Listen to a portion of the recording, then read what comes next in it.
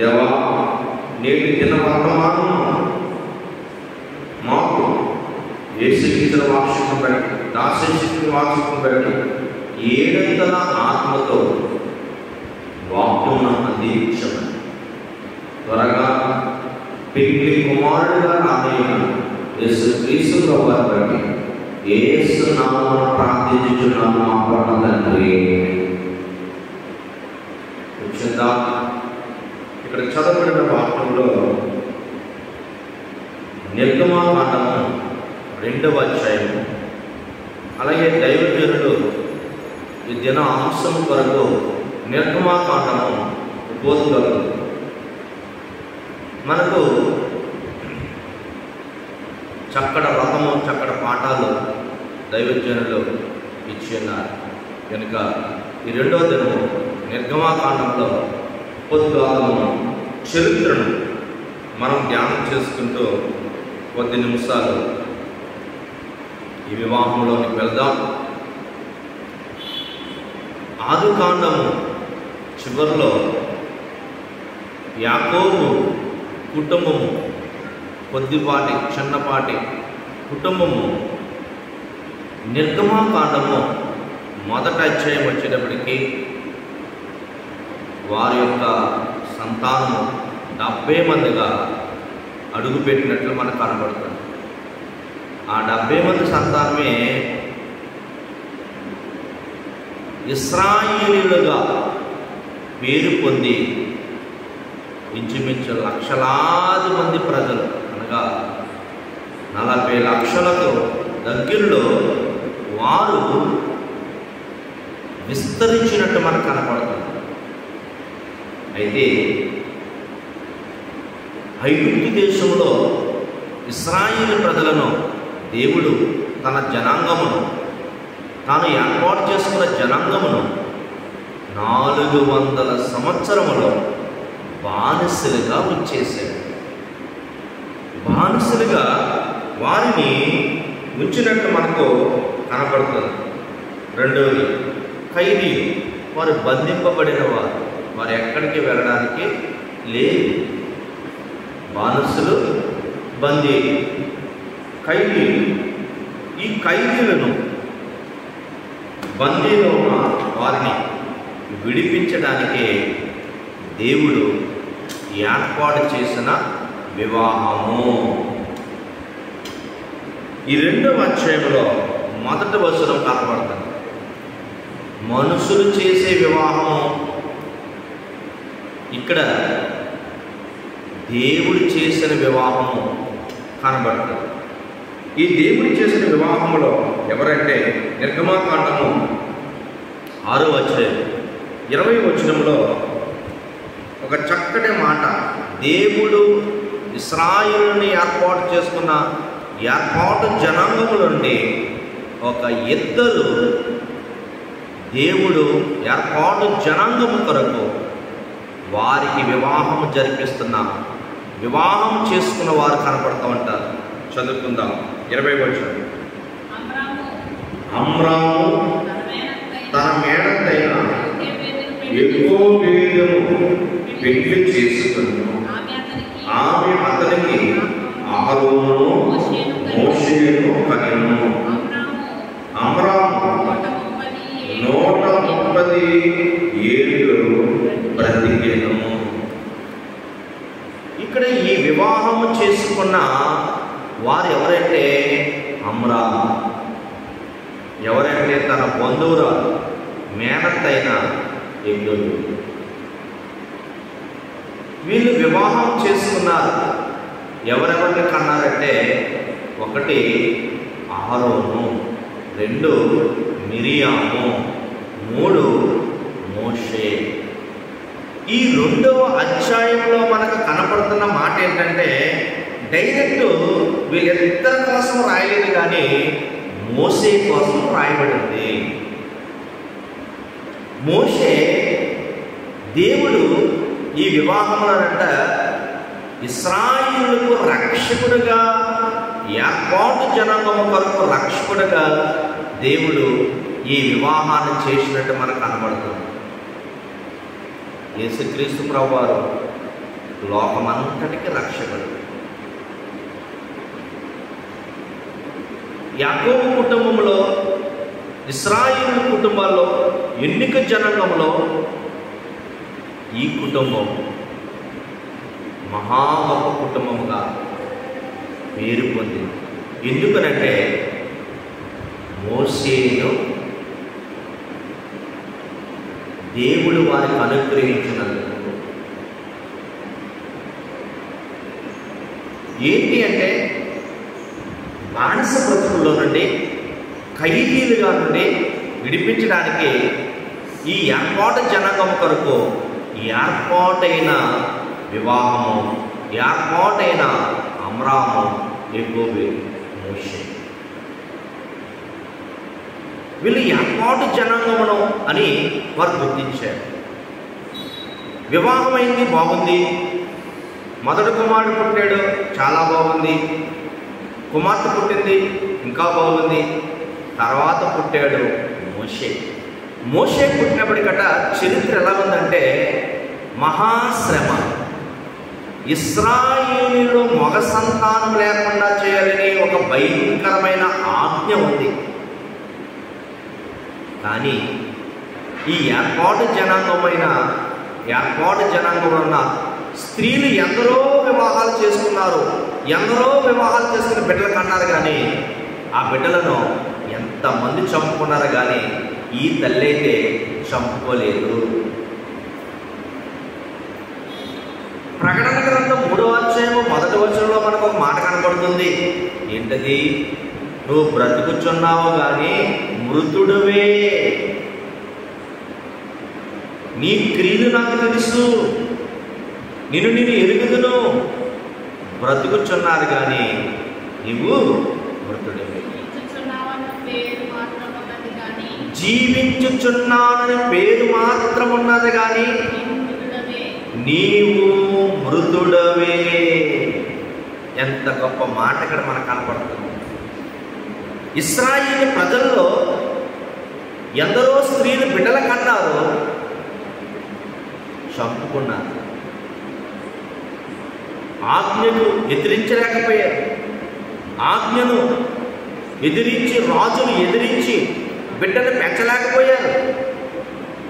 కానీ ఈ వివాహం అయిన తర్వాత, వీరికి బిడ్డ పుట్టిన తర్వాత ఈమె ఏర్పాటును స్థిరపరుచుకుంది.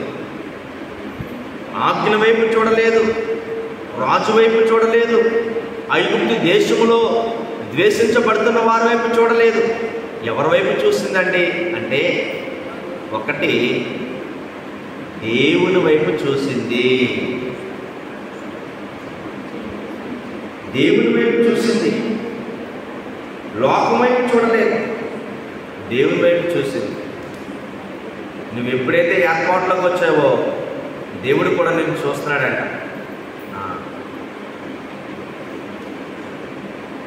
దేవుడట చక్కటి మాట నిన్న పాటలో చదువుకున్నాం. 1 పేతురు రాసిన పత్రిక 3వ అధ్యాయం.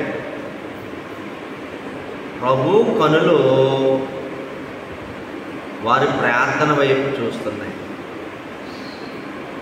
వారిని చూస్తున్నాయి. వారి ప్రభు చెవులు వారి ప్రార్థన చూస్తున్నాయి. మరి ఏర్పాటు జనాంగంలో ఉన్న ఈ ఎగువ మీదట ఎవరి వైపు చూసిందంటే లోకం వైపు చూడలేదు, రాజు వైపు చూడలేదు. ఎవరి వైపు చూసింది? దేవుని వైపు చూసింది. ఒకటే అంతే, నా తండ్రి నాకు పేరు పెట్టాడు దేవుని మహత్యమని. అయ్యా, నీ ఏర్పాటు జనాంగంలో ఉన్న నేను, నా కొడుకు నువ్వు రక్షకుడిగా ఎంచుకున్నావు కనుక, ఎందుకు పుట్టించావో ఆ బిడ్డను బ్రతకనీ ప్రభు అని ప్రార్థన చేసింది. అందరి బిడ్డలు చనిపోతాను, చంపుకోవాల్సి వస్తుంది. కానీ నా బిడ్డను నేను చంపుకోను, నేను బ్రతికించాలనుకుంటున్నాను. ప్రభువా, నీ వైపు నేను చూస్తున్నాను అని అంట.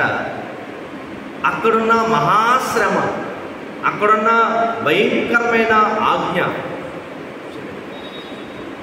భయపడలేదు, కానీ దేవుడి వైపు చూసి ప్రార్థన చేసింది. ప్రార్థన చేసేంట దేవుడికి అప్పగించింది. అందుకే దేవుడు చక్కటి మాటలను మనకు తెలియజేస్తుంది. దేవుని కంట ఒక మహా ప్రవక్తగా దేవుడికి అప్పగించింది. పెద్ద కుమార్ని ప్రధాన యాజకుడికి అప్పగించింది. కుమార్తెను ప్రవక్తగా అప్పగించింది. ఈ ఇశ్రాయేలు ప్రజల చరిత్రలో 400 సంవత్సరాల బానిసత్వంలో ఈమె యొక్క ప్రార్థన నెరవేరింది. ఈమె గొప్ప ప్రార్థనా పరురాలు. దేవా, ఇదిగో నీ వైపు నేను చూస్తున్నాను. అందుకేనంట లోకంలోనంట అందరూ పిల్లలు పెంచుతారు, కానీ ఆ పిల్లలు గొప్ప విద్యావంతులు అవుతున్నారు లేదా కానీ, ఉద్యోగస్తులు అవుతున్నారు లేదా కానీ, వారు గొప్పగా పోషించబడుతున్నారు లేదా కానీ, ఈ తల్లి యొక్క బిడ్డ 3 నెలలకే తల్లికి జీతం ఇచ్చేంత గొప్పవాడైపోయాడు. దేవునికి స్తోత్రం. కేవలం తల్లి యొక్క ప్రార్థన. ఏ తల్లి ప్రార్థనాపరులు ఉంటుందో బిడ్డలు గొప్పవారు ఉంటారు. ఏ తండ్రి ప్రార్థనాపరుడు ఉంటాడో బిడ్డలు గొప్పవారుగా ఉంటారు. కనుక తల్లి యొక్క ప్రార్థన ఎంత విలువైనది. అందుకే ఎప్పుడు చెప్తూ ఉంటారు, 100 మంది ఉపాధ్యాయుల కంటే ఒక మంచి తల్లి సమానము. ఒక మంచి తల్లి సమానం. అంటే మంచి తల్లి అంటే అవును, దేవుని వైపు చూసి పెంచింది. అసాధ్యమైన కార్యం, బ్రతకలేని సమయంలో బ్రతికించేటట్టు చేసింది ప్రార్థన. అందుకే ప్రార్థన కంట దేవదాసాయి గారు ఊపిరితో సమానము. ఊపిరి పీల్చుకుంటే ఎలా ఉంటామో, ఊపిరి పీల్చుకోకపోతే ఎలా చచ్చిపోతామో, ప్రార్థన కూడా అంతే. ఇశ్రాయేలు ప్రజలందరూ కూడా తన బిడ్డలను చంపుకున్నారు, కానీ ఈమె గొప్ప ప్రయోజకుని చేసింది, గొప్ప విద్యావంతుడు చేసింది, ప్రవక్తగా చేసింది, దేవుడికి ఇశ్రాయేలు రక్షకుడిగా అర్పించింది. అందుకే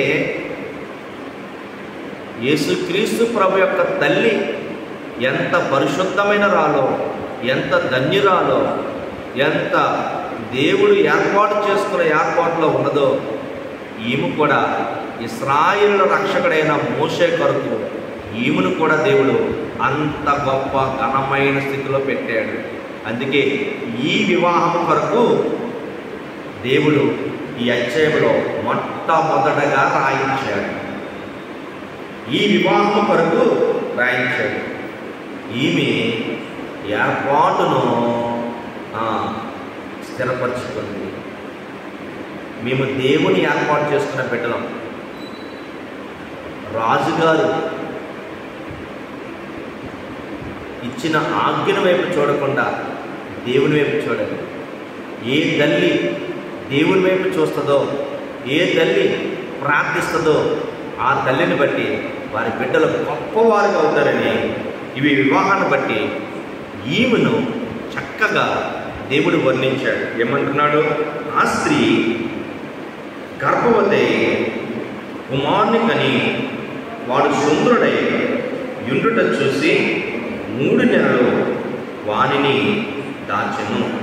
తరువాత ఆమె వానిని దాచలేక వాని కొరకు ఒక జమ్ము పెట్టు తీసుకుని దానికి చికట మన్నును కీలును పూసి అందులో ఆ పిల్లవాడిని పెట్టి 7 కొట్టిన జమ్ములో దాచి ఉంచగా వానికి ఏమి సంభవించనో తెలుసుకొనుటకు వాని అక్క దూరముగా నిలిచి ఉండెను. ఫరో కుమార్తె స్నానం చేయుటకు ఏటికి వచ్చెను. ఆమె పనికత్తులు ఏటి ఒడ్డున నడుచుచుండగా ఆమె నాచులో ఆ పెట్టును చూసి తన పనికెత్తే నొకతను పంపి దానిని తెరిచి ఆ పిల్లవాడిని చూచినప్పుడు ఆ పిల్లవాడు ఏడ్చుచుండగా చూచి వాని యందు కనికరించి వీడు హెబ్రీయుల పిల్లల్లో నొకడను. అప్పుడు వాని అక్క ఫరో కుమార్తెతో, నీ కొరకు ఈ పిల్లవాడిని పెంచుటకు నేను వెళ్ళి హెబ్రీ స్త్రీలలో ఒక దానిని పిలిచిపోతులని అనగా అందుకు ఫరో కుమార్తె వెళ్ళుమని చెప్పగా ఆ చిన్నది వెళ్ళి ఆ బిడ్డ తల్లిని పిలుచుకొని వచ్చెను. ఫరో కుమార్తె ఆమెతో, ఈ బిడ్డను తీసుకొని పోయి నా కొరకు వానిని పాలించి పెంచుము, నేను నీకు జీతమిచ్చదునని చెప్పగా ఆ స్త్రీ ఆ బిడ్డను తీసుకుని పాలించి పెంచెను. ఆ బిడ్డ పెద్దవాడైన తర్వాత ఆమె ఫరో కుమార్తె యొద్దకు అతను తీసుకుని వచ్చెను. అతడు ఆమెకు కుమారుడైన ఆమె నీటిలో నుండి ఇతరులను తీసినని చెప్పి అతనికి మోషే అని పేరు పెట్టెను. ఇక్కడ తల్లి ఆ బిడ్డను కన్నప్పటి నుంచట ఎంత అబ్జర్వ్ చేస్తుందో, ఇక్కడ ఈ కుటుంబం అంతా కూడా దేవుని వైపు చూసి దేవునికి అప్పగించి వారు అసాధ్యమైన సమయంలో వారికి సాధ్యం చేసుకోవడానికి మరి ప్రార్థన చేస్తున్నట్టుగా మనకు కనపడుతుంది. మిరియాము చిన్నపిల్లే, ఎవరి దగ్గరికి వెళ్ళేది? రాజు కుమార్తె దగ్గరికి వెళ్ళేది. మాట్లాడతాము, రాజును చూడాలన్నా వాళ్ళు ముందున్న సైనికులు చూసి ఎంతో భయం వేస్తారు, వెళ్ళేది దగ్గరికి. కానీ ఈ తల్లి పెంపకం చూడండి, ఎంత ధైర్యముగా వారు వెళ్తున్నారు. వారి విశ్వాసం చూడండి. అందుకే ఇక్కడ మనం చూస్తే ఈ ఎక్కువ బిడ్డ ఎంత చక్కటి మాట మనకు కనబడుతుందో. కుమార్తెను మిరియామునంట ప్రవక్తగా తయారు చేసింది. ప్రవక్త అనగా దేవుడి దగ్గర అందుకుంటుంది, అందిస్తుంది. ప్రవక్త అనగా అర్థం ఏమో తెలుసా? ఎవరి దగ్గర నుంచి అందుకుంటారు? దేవుడి దగ్గర నుంచి అందుకుని అందిస్తారు. దేవుడు ఏం చెప్తాడో అది చేస్తారు. అంటే ఆ పిల్లలనంట ఎవరన్నారంటే దేవుడి శక్తి ఉంది. మానవ శక్తికి మించిన అతీతమైన శక్తి దేవుని శక్తి. వారి బిడ్డలకు దేవుడు ఎంత చక్కటి ధైర్యం ఇచ్చాడు. అందుకే ఆ బిడ్డ వెళ్ళి ఎవరు తీసుకొచ్చింది? తల్లిని తీసుకొచ్చింది. తల్లిని తీసుకొచ్చి ఏపించిందట, ఎంత గొప్ప చక్కటి జీతం ఇచ్చింది. వాని పెద్దవాళ్ళుగా చీదా అన్నది మనకు అక్కడ కనబడుతుంది. అందుకే వీరందరూ కూడా ఎటువంటి వారంటే దేవుడి దగ్గర మోకరించి ప్రార్థించేవారు. ఎందుకంటే వీళ్ళు ఏమీ చేయలేని పరిస్థితి. రాజు ఊరుకోడు, రాజ్యంలో వారు ఊరుకోరు. వీరిని దేశించే బానిసలు, ఖైదీలు. వీరు మాట్లాడడానికి హక్కు లేదు, వీరు ఏం చెప్పినా వినే పరిస్థితి లేదు. వీళ్ళు బానిసలు, ఖైదీలు. కానీ వీళ్ళ మాట ఎవరు వింటారట? దేవుడు వింటాడు. మేము దేవుడికి చెప్తాము, దేవుడి కార్యం చేస్తాడు. ఎంత గొప్ప జ్ఞానం చూడండి, ఎంత గొప్ప తీర్మానం చూడండి, ఎంత గొప్ప ప్రార్థనా పరులో ఇక్కడ మనకు కనపడుతుంది. పైకి ప్రార్థన వెళ్ళింది, కిందకి కనికరం వచ్చింది. ఏంటి కనికరము? ఎబ్రిని చూస్తేనే ద్వేషిస్తారు, ఎబ్రిని చూస్తేనే, ఎబ్రి పిల్లలు చూస్తేనే చంపేయమని రాజుగారే చెప్పారు. కనుక చంపేస్తారు నా బిడ్డని అని కుటుంబం అంతా కూడా ప్రార్థన చేశారు. పైకి ప్రార్థన లేని, కిందకి కనికరం వచ్చింది. ఎప్పుడైతే ఆ జమ్ము పెట్టి తీశారో, తీగారంట, కనికరము ఎవరి మీద వచ్చిందంటే బిడ్డ మీద వచ్చింది. ఆ బిడ్డ ఏడుస్తుంటాడంట, రాజకుమార్తె కనికరించింది. ఈడు ఎబ్రిల్లో ఒకడు అని గుర్తించింది. ఎబ్రిల్ అంటే ద్వేషించాలి, వారు ఖైదీలు, వారు బానిసలు, వారు అంటరాని వారు అనుకోవాలి. నా తండ్రి వీరిని చంపేయమని చెప్పాడు, వీరిని బతకనివ్వకూడదు అనుకోవాలి. కానీ ఆమె కంటే ఏమొచ్చింది? కనికరము. దేవుడు ఎంత గొప్పవాడంటే, ఇశ్రాయేలు చరిత్ర చెప్పుకుంటే ఉపద్ఘాతంలో మనకు వచ్చే మాట ఏంటంటే, దేవుడు అంటే ఎంత గొప్పవాడంటే ఇవ్వని వారి చేత ఇప్పించగలడు, చెయ్యని వారి చేత చేయించగలడు, శత్రులను ఇంటిలోనే పెంచగలడు. ఏ శత్రువైతే చంపేస్తానో ఆ శత్రువుల ఇంట్లోనే ఈయనకు పోషణ. అంతేకాదు ఆ శత్రువులే ఈ బిడ్డను పెంచడానికి జీతం ఇచ్చేటట్టు దేవుడు చేయించాడు. ఈ తల్లి ఎంత గొప్ప ప్రార్థన పరుడు. ఈ ప్రభుత్వం నా మాట వినకపోతే ఏంటి, ఈ రాజు నా మాట వినకపోతే ఏంటి, నాకు ఎంత భయంకరమైన ఆజ్ఞ ఉంటే ఏంటి, ఎంత భయంకరమైన చట్టం వస్తే ఏంటి, నేను ప్రార్థిస్తాను, నా ప్రార్థన దేవుడు ఆనందిస్తాడు. ఇశ్రాయేలు చరిత్రలోనే ఇంత మహా గొప్ప ప్రార్థన వీరికి. అందుకే ఈమెంట ప్రార్థనా పత్రాలు మొరపెట్టింది దేవుడంట చక్కగా ఇచ్చాడు. అందుకే సంఘానికి ప్రభు చెప్తున్న మాట, సంఘానికి ప్రభు నేర్పించిన ప్రార్థన, రహస్యముగా వెళ్ళి గదులను తలుపు వేసుకునే ప్రార్థన చేయి, నువ్వు తండ్రికి మాత్రమే కనపడు. మత్తయి సువార్త 6:6 సంఘానికి ఎంత గొప్ప మర్మము చెప్పాడు దేవుడు. యేసుప్రభు వారు వచ్చి వాక్యం చెప్పలేదు, యేసుప్రభు వారు వచ్చి వేరే చెప్పలేదు. అయ్యా వాళ్ళు ఉపవాసాలు చేస్తున్నారు, వాళ్ళు ఇలా ఉన్నారు అలా ఉన్నారు అంటే యేసుప్రభు అన్నారు, నేను నేర్పించేది ప్రార్థన. అందుకే మత్తయి సువార్తలో యేసుప్రభు వారు నేర్పించే సంఘానికి ఈరోజు ప్రతి ఒక్కరము ఇశ్రాయేలు మొరైన దేవుడు మన మొరపడే ఉంటాడు. కనుక మనమంట ఏం చేయాలి? ప్రార్థన చేయాలి. ఊపిరి ఎలా తీసుకుంటామో ప్రార్థన కూడా మనము అలాగే చేసుకోవాలి. మత్తయి సువార్త 6వ అధ్యాయం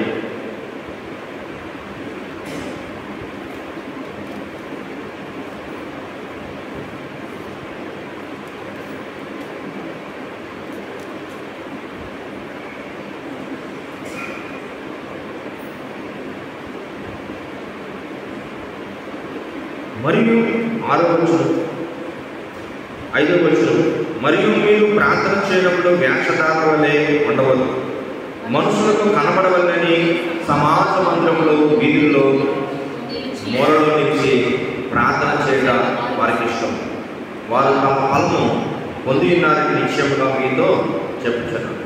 నీవు ప్రార్థన చేయనప్పుడు నీ గదిలోనికి వెళ్ళి తలుపు వేసుకొని రహస్యమందు నీ తండ్రికి ప్రార్థన చేయవలను. అప్పుడు రహస్యమందు చూచు నీ తండ్రి నీకు ప్రతిఫలము ఇచ్చెను. ఏమంటాడా? మీరు వారి వలె ఉండకూడదు.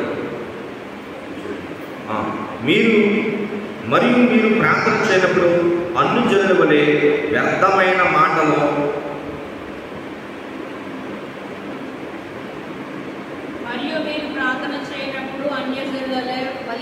వ్యర్థమైన మాటలు వర్షింపవద్దు, విస్తరించి మాట్లాడడం వల్ల తమ మనవి వినబడని వారు. ఇక్కడ ప్రార్థన చేసే విధానం దేవుడు చెప్తున్నాడు. వ్యర్థంగా నోట్ల నుంచి మాటలు రాకూడదు. ప్రార్థనకు జవాబు రావాలంటే వ్యర్థమైన మాట వచ్చిందా ఆ ప్రార్థనకు ప్రతిఫలం లేనట్లే. అన్ని జనుల వల్ల ఉండదు. అనుజన్ అంటే తెలియని వారు, అన్యుడు అంటే ఎవరు? తెలియని వారు. ఈమె దేవుడు నాకు తెలుసు, నా మొరంటాడు అని ఆమె ప్రార్థన చేస్తుంది. ఈరోజు ఆమె ప్రార్థన ఎంత గొప్ప పని జరిగించింది. తన బిడ్డ మీద కనికరం వచ్చింది. ఈ లోకమంట కఠినాత్ములు ఎక్కువేదు. బిడ్డ కనేటప్పటికీ పరిస్థితి ఎలా ఉందంటే మహారోదనకరమైన పరిస్థితి. ఆనాడు యేసుప్రభు పుట్టినప్పుడు ఎలాగ బిడ్డను చంపేయాలనుకుందో, మరియమ్మ ఎలాగ దాచిందో, మరియమ్మ ఎలాగ పరిశుద్ధాత్మ తండ్రి చెప్పిన బట్టి ఆమె గర్భము ధరించి దూతలు చెప్పినట్లు ఊరు తిరిగిందో, అలాగే ఈమె ఎక్కడికి తిరగలేదు.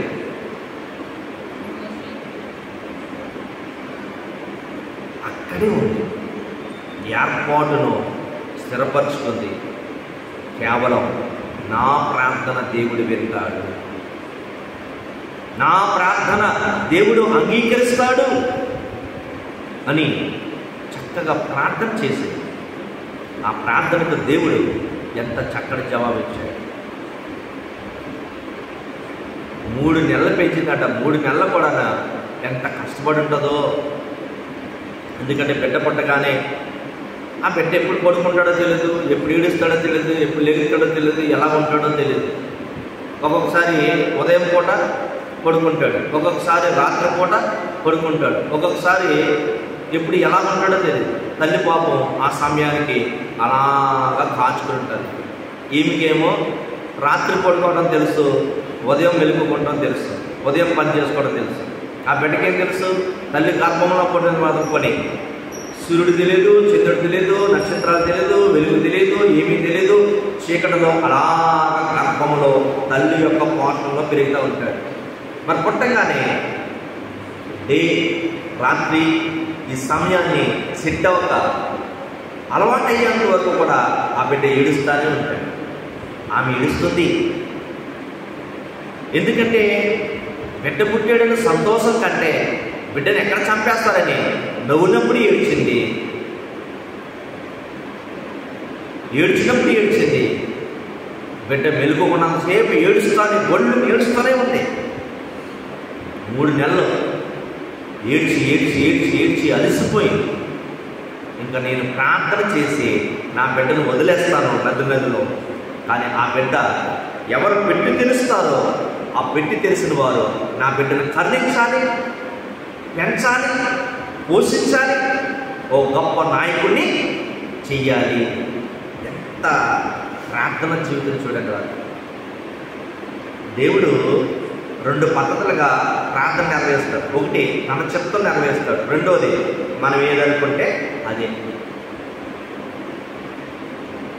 నోటిలో నుంచి మాట రావాలో ఆలోచించి మాట్లాడు. ఎందుకంటే మనకి నోటికి దేవుడు చక్కటి ప్రార్థన చేయండి, స్తుతించండి.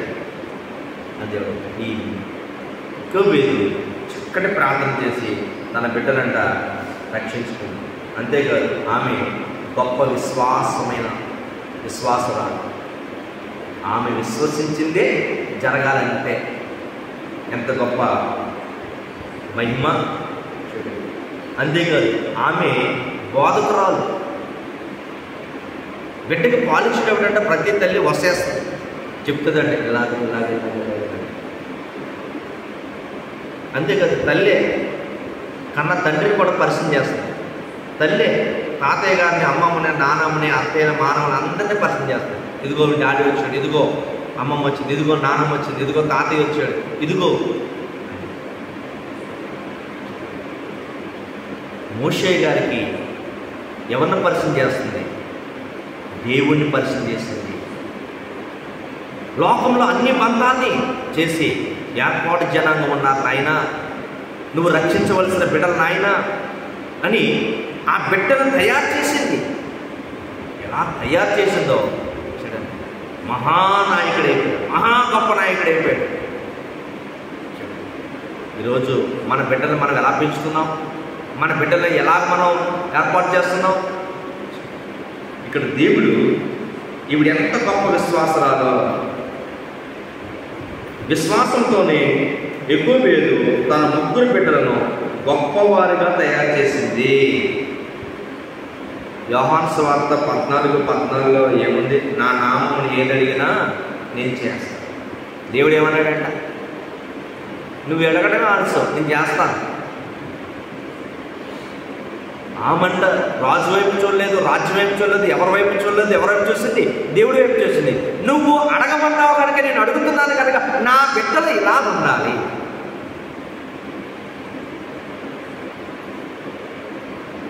ఇవన్నీ చదివిన తర్వాత, ఈ జీవితం చదివిన తర్వాత నాకు ఒకటి అనిపిస్తుంది. బిడ్డలు కన్నాం కానీ వారు రాతని కనలేదు అని సింపుల్గా చెప్తారు తల్లిలు. ఆ మాట మానివేయండి. ఈరోజు నుంచి ఆ మాట మానివేయండి. నా నామమును ఏది అడిగినా నేను చేస్తానన్నా ఆ ప్రభు నామములో మనము పెంచాలి. బోధకురాలు ఆమె ఎంత చక్కగా బోధించిందో బిడ్డలకు. ఆ బోధించినట్టే శత్రువింట్లో పెరిగాడు, కానీ ఆమెంట చక్కగా ఏర్పాటు జనాంగము కొరకు సిద్ధపరిచాడు. ఆమె కన్న బిడ్డ చేత జీతం తీసుకుని పెంచింది.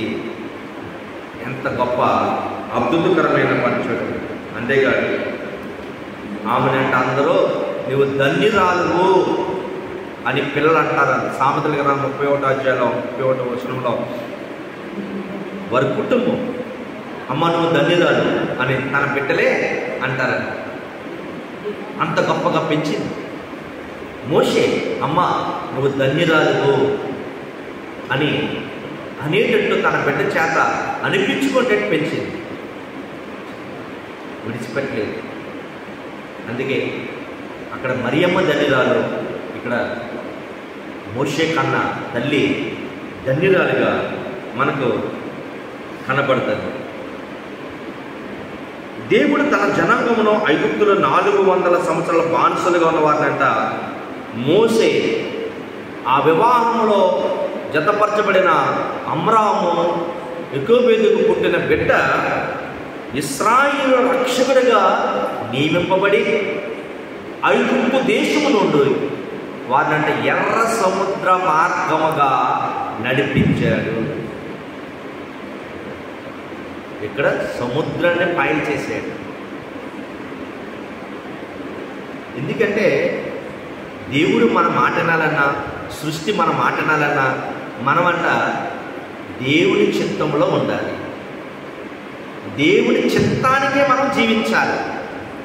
దేవుని మీద ఆధారపడి మనం బతకాలి. ఇశ్రాయేలును దేవుడు అరణ్యంలో ఎందుకు తీసుకెళ్ళాడంటే, అయ్యా నేను మిమ్మల్ని ఏర్పాటు చేస్తున్నాను, మీరు అనవసరంగా ఈ అన్యులతో ఉంటున్నారు,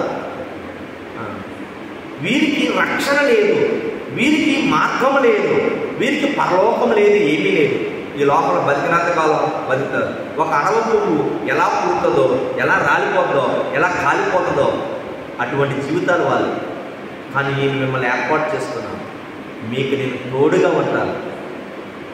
ఈ నిర్గమాకాండము, ఈ ఉపోద్ఘాతంలో మనము 2 అమూల్యమైన అంశాలు మనకు కనపడుతున్నాయి. ఒకటి, దేవుడే దిగొచ్చేయటం, దేవుడే వారితో నివాసముగా ఉండి నివసించి వారిని నడిపించడం మనకు కనపడుతుంది.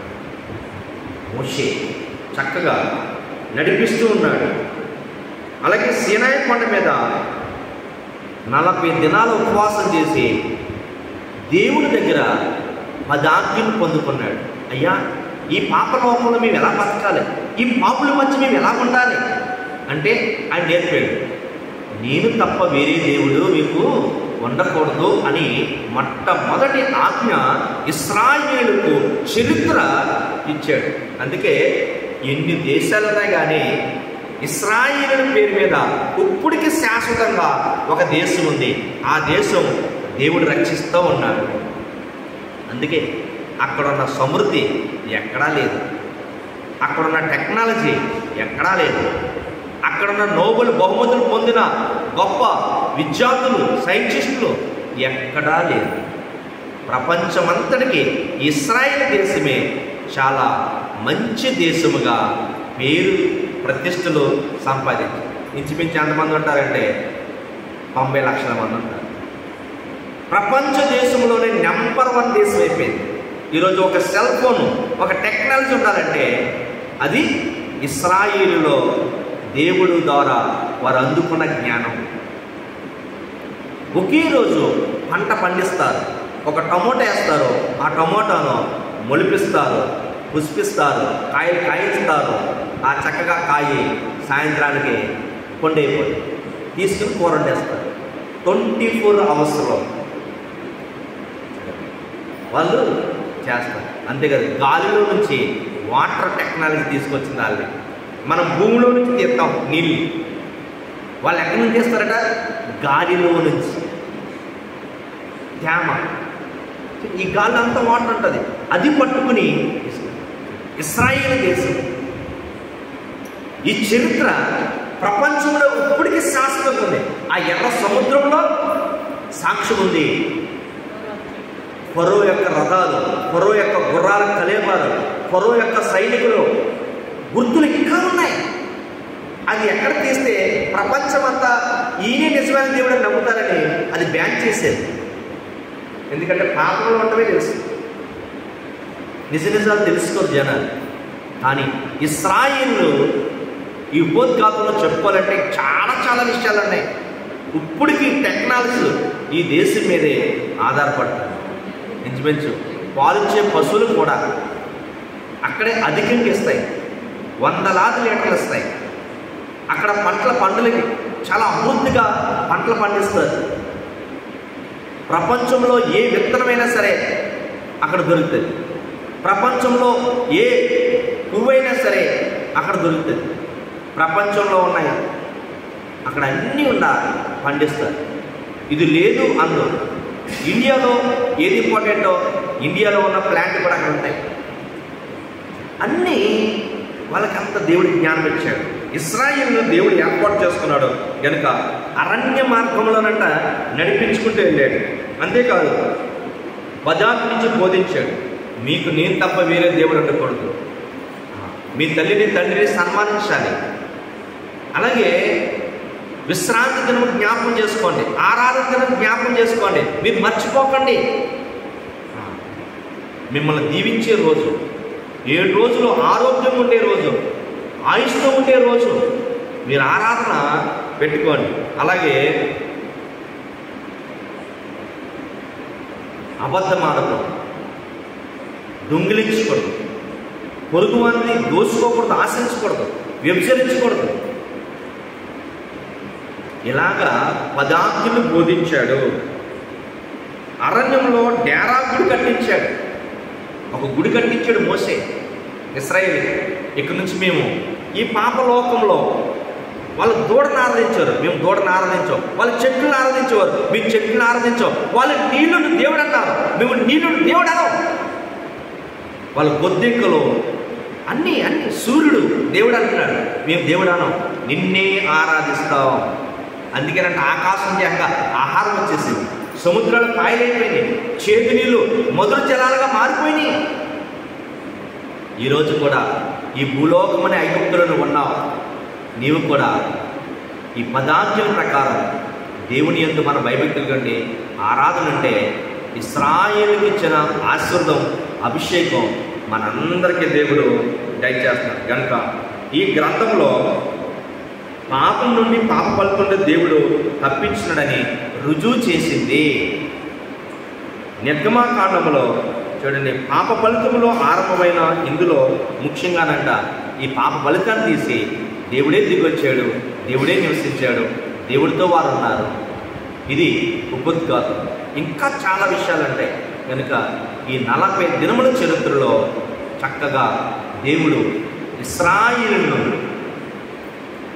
ఎన్నుకున్నాడు, ఇశ్రాయేలును ఎలాగ ప్రేమించాడో, ఇశ్రాయేలును ఎలా సంరక్షించాడో, బలపరిచాడో, నడిపించాడో, స్థిరపరిచాడో, నేర్పించాడో, అలాగనే పరమ కానానికైనా మహిమ మేఘ పర్యాంతరము మనలను మన కుటుంబాలను స్థిరపరిచి అభిషేకించి మేఘమెక్కించును గాక.